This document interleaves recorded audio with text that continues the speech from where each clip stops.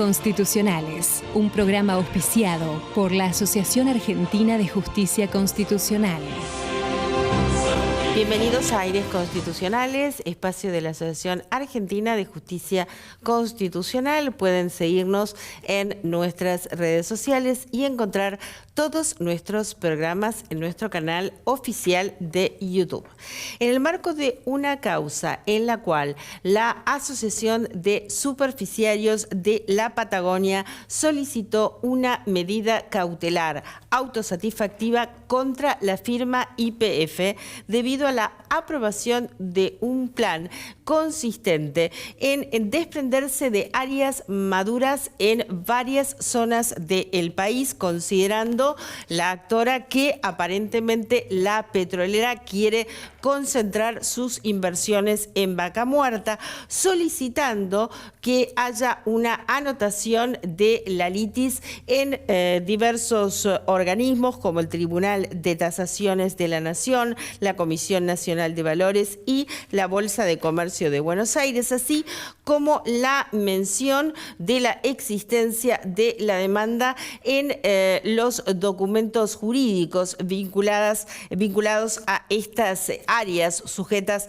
a reversión o cesión, así como también que se establezca la responsabilidad que pudiere surgir del eventual daño pasivo ambiental, sujeto a determinarse y objeto de remediación.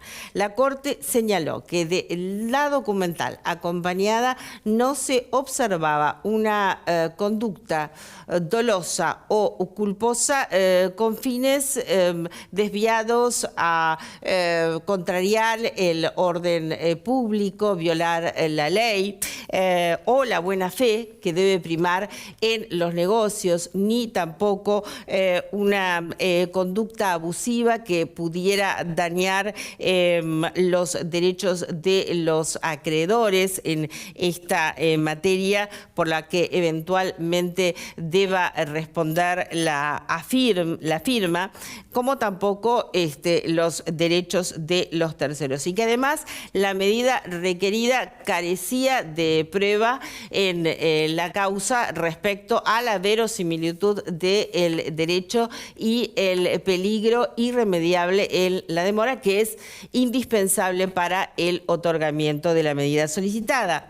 En tal sentido, resolvió la Corte con los votos conjuntos de del doctor Rosati, la doctora Alcalá en carácter de conjueza, como asimismo en el mismo carácter la doctora Andalaf Casielo, y el doctor Ravivaldi Cabanillas con voto propio, resolvió entonces denegar la anotación de la litis en los organismos requeridos y rechazar la medida solicitada por dicha asociación. Ahora vamos a una breve pausa y ya estaremos volviendo en breve con nuestro invitado especial del día de hoy, refiriéndonos a la ciudad autónoma de Buenos Aires, luego de la reforma de la Constitución de 1994.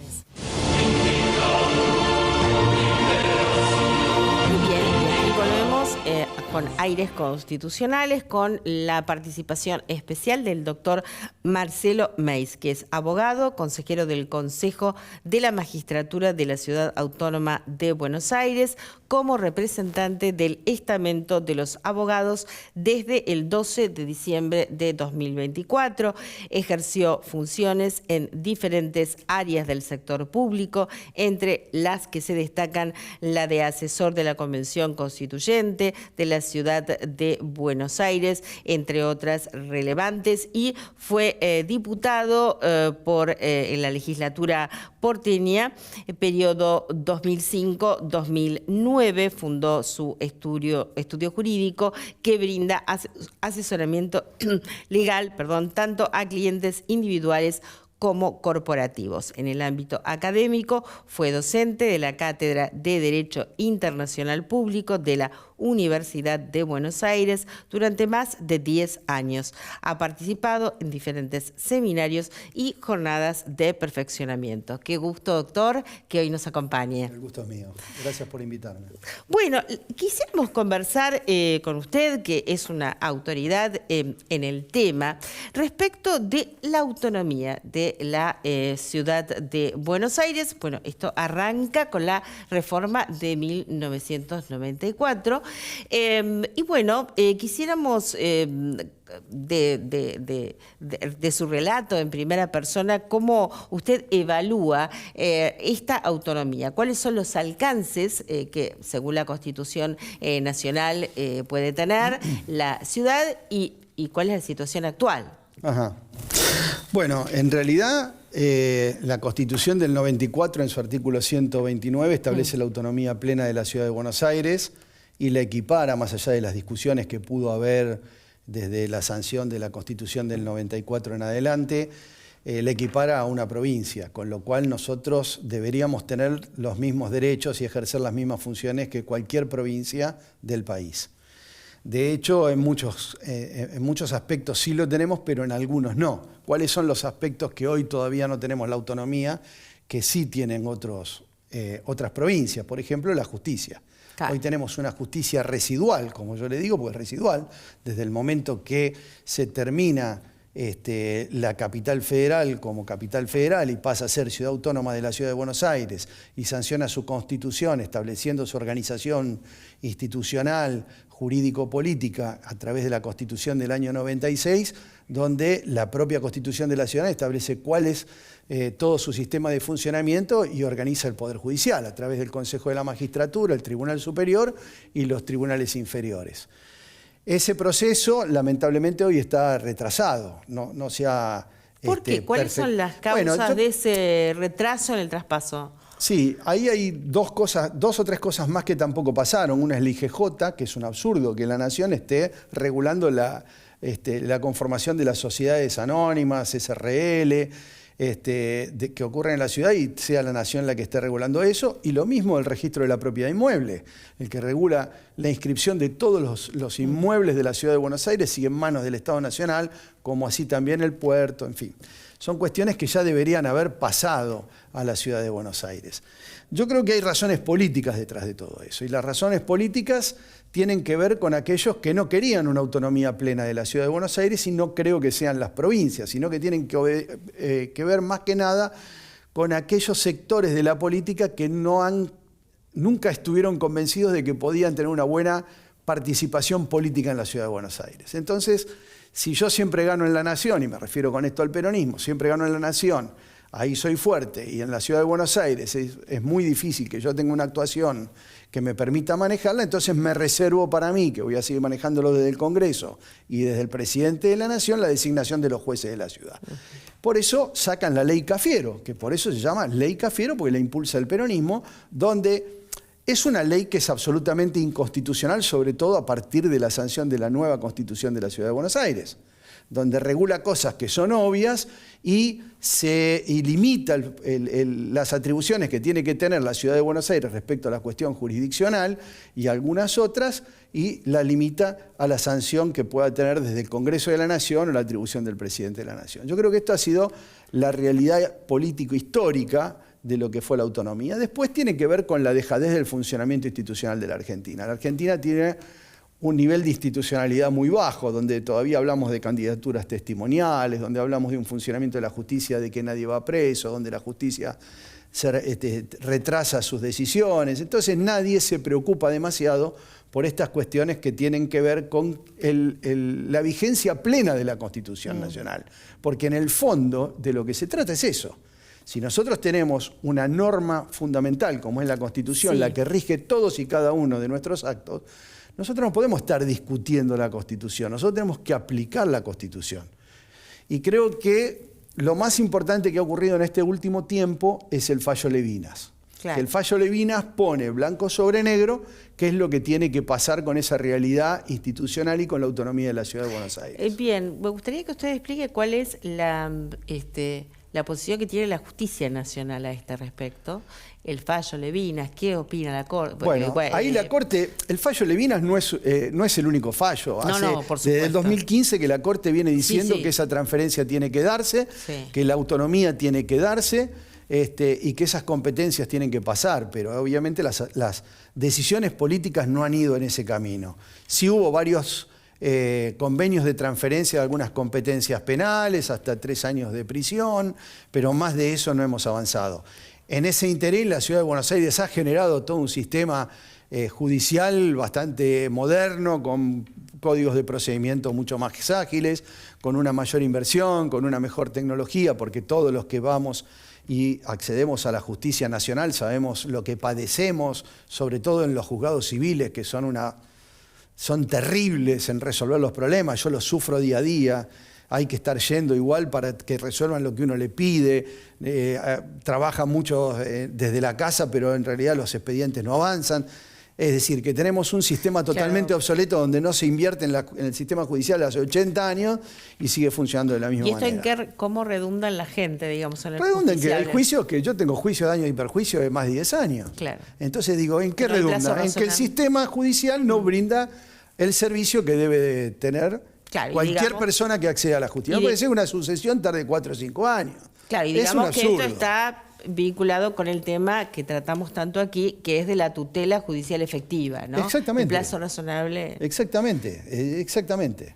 ¿Qué es lo razonable? La justicia tiene límites. Yo he estado, este año, nosotros estamos viendo el tema del funcionamiento de las oficinas judiciales, que hoy está muy en boga, que funciona en muchos lugares. Estuvimos en Tucumán. En Tucumán desde hace tiempo tienen un código procesal que tiene en lo que hace a la justicia civil y comercial, tiene oralidad absoluta. Estuvimos viendo esa experiencia y la verdad que con los jueces que estuvimos hablando ellos están muy conformes, no solo por el funcionamiento de las unidades de las oficinas judiciales, sino también porque achicaron mucho los plazos en la resolución de los casos, donde los juicios duran un año y medio y no más que eso, no como acá, que es una cosa terrible. Bien. Pero volviendo a lo que dice la Corte en el caso Levinas, me parece que obviamente acá se critica, los argentinos somos de criticar todo, somos de criticar desde lo que está mal hasta lo que está bien. Y en realidad la Corte, más allá de todos los demes y diretes, que siempre está muy politizado, por lo menos en los últimos años, las decisiones del Tribunal Superior, yo creo que viene fallando razonablemente bien, porque no es que falla bien cuando a mí me gusta, cuando falla con criterio. Perdón, doctor, a mí me gustaría puntualizar, disculpe que le interrumpa, en este tema del fallo Levinas, que como decimos tiene sus antecedentes. Pero ¿qué viene a resaltar la Corte en el fallo Levinas? En realidad, ahí lo que resalta, y que para mí es esencial, es el retardo en poner en funcionamiento por parte del poder político el traspaso de todo el sistema judicial de la Nación a la Ciudad de Buenos Aires. Que la Corte ya lo venía señalando. Lo viene señalando sistemáticamente desde hace tiempo. Y acá hay algo que a algunos le puede parecer, bueno, pero la Corte tiene la obligación y tiene como función esencial hacer cumplir la Constitución. La Constitución no solo se hace cumplir a través de los fallos, sino haciendo operativos los mismos. Si la Corte no sigue insistiendo en esto, la autoridad política no puede hacer caso omiso. De hecho, lo que motivó que se cree una comisión para el traspaso. Claro. Que va a ir lenta, que yo creo que no hacía falta eso, creo que tendría que ser mucho más operativa, porque además lo que no se tiene en cuenta es que la justicia de la Ciudad de Buenos Aires está solventada por el presupuesto que pagan los del Impenetrable de Chaco cuando compran el azúcar. No es que lo pagamos solamente los de la Ciudad de Buenos Aires. Son jueces que actúan solamente en la Ciudad de Buenos Aires. Por más que quieran llamarse jueces nacionales y que les encarte el término y que estén enamorados de esa situación que nos retrotrae a la dictadura, porque digamos que eran los que nombraban esos jueces. Entonces digo, a mí lo que me parece que lo que hace la Corte en este caso es hacer operativo el cumplimiento del artículo 129, y donde dice que hubo retrasos y no en la implementación del traspaso. Y dice que las áreas y los distintos sectores tienen que empezar a generar esas condiciones para que el traspaso se dé.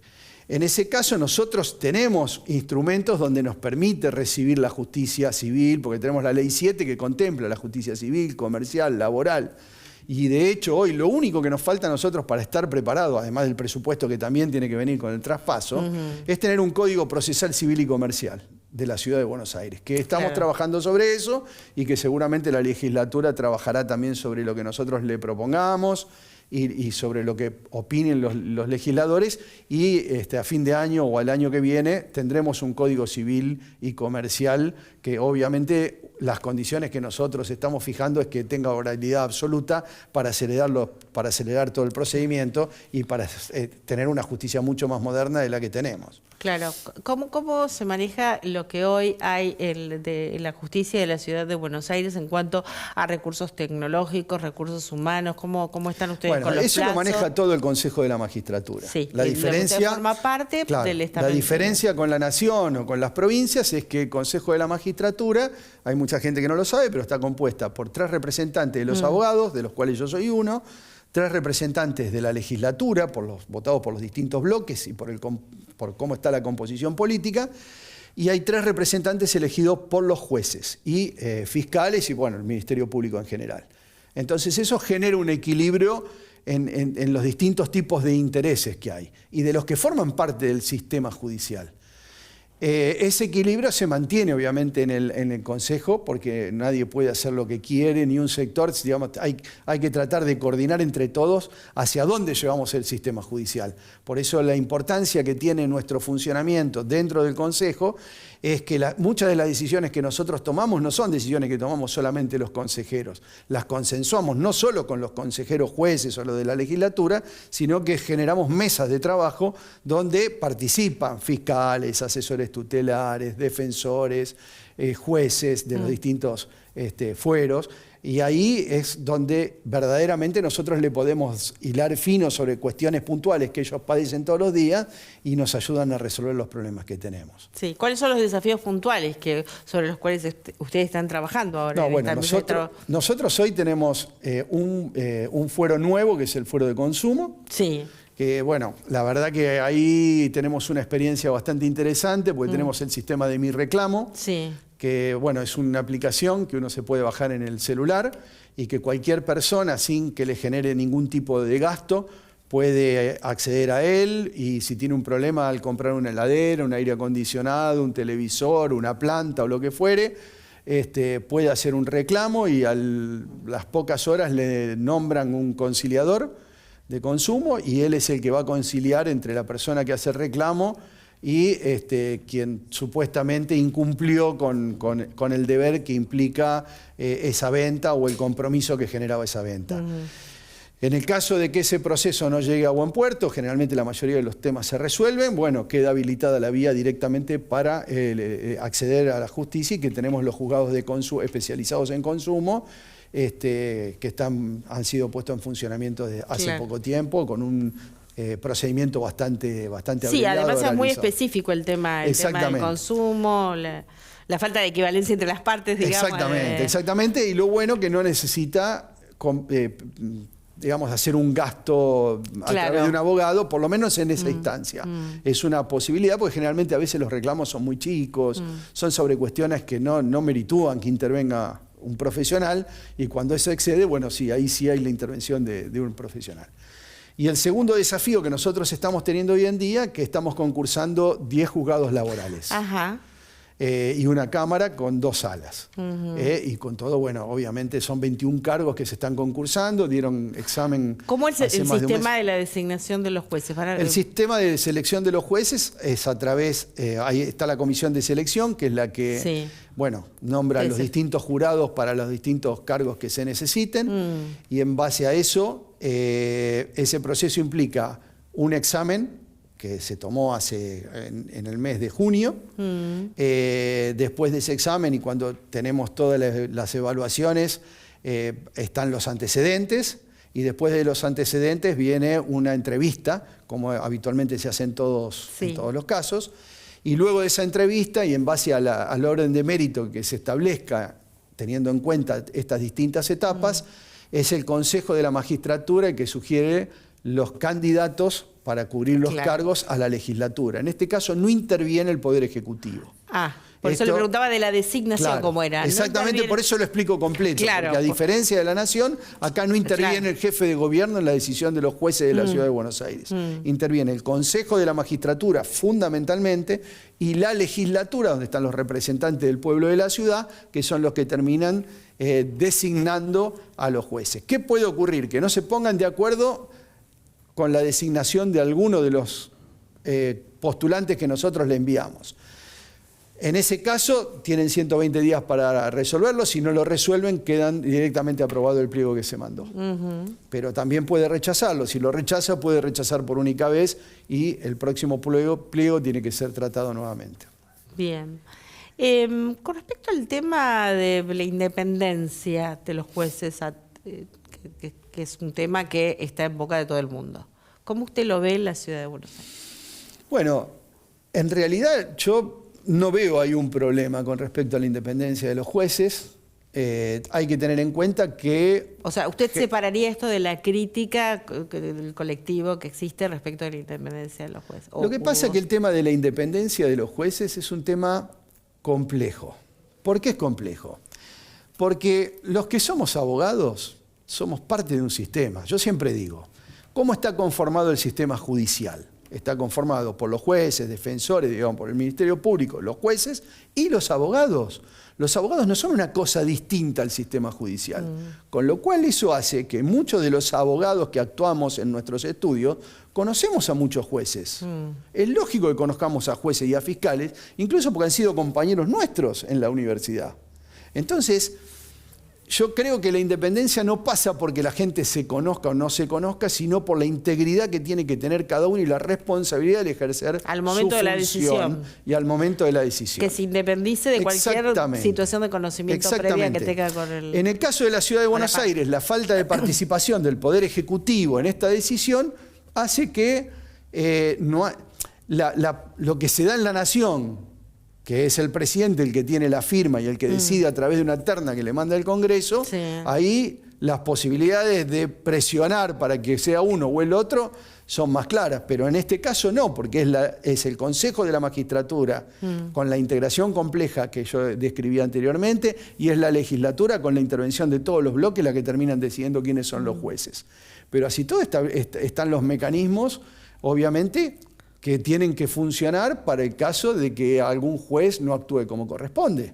Claro. Lo que pasa es que, claro, en la Nación eso no se ve con tanta claridad por distintas razones, sobre todo por el fuero federal, que sé que siempre estuvo más comprometido con lo que son los delitos federales, que tienen que ver en muchos casos con casos de corrupción, que generalmente y en los últimos años, desgraciadamente, han relacionado a los presidentes, que son los que terminan decidiendo quién es el que va a ocupar el cargo en el juzgado.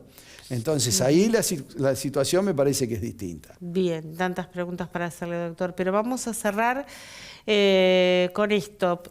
¿Cómo actúan ustedes frente a la inconducta de los jueces? Bueno, nosotros hemos tenido varias denuncias de inconducta. Ahí hay una comisión que es la que va a verificar las denuncias que se realizan y en el caso que meritúe, el Consejo en pleno tiene que pedir que se arme el jury de enjuiciamiento y se lleve adelante el proceso de juicio.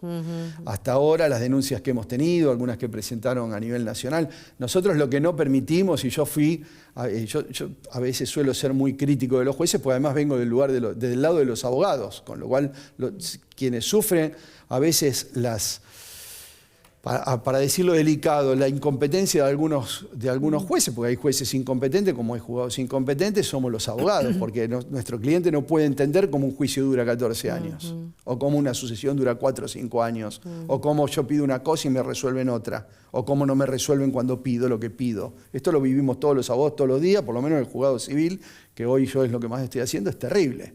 Ahora, nosotros lo que tenemos mucho cuidado es que no se quiera juzgar a un juez o se lo quiera denunciar a un juez por el contenido de su sentencia. Es decir, por lo que es la comprensión ideológica, jurídica de lo que está resolviendo. Claro. En ese caso, nosotros hemos tenido algunas denuncias en ese sentido y la hemos desechado. No se puede juzgar, tiene que haber alguna cuestión grave de inconducta que meritúe o alguna cosa que alguien Claro, más allá falle del acierto o el conforme error. a lo que la ley no dice. Claro. Pero no porque opine. Y sabemos que las cuestiones normativas a veces son interpretativas. Sí. Entonces yo no puedo denunciar a un juez porque no falla como yo quiero Claro. y porque no me gusta cómo resolvió. Sí. O sea, Tiene que está haber una errado causa, si no haber fallo. una causa fundada. Exactamente. Bueno, doctor, ya lo tenemos que despedir, agradeciéndole muchísimo su presencia en este espacio y usted ya queda invitado para una próxima ocasión. No, gracias a ustedes por invitarme. Muy bien, nosotros nos despedimos hasta nuestro próximo programa, como siempre, aquí en Metro.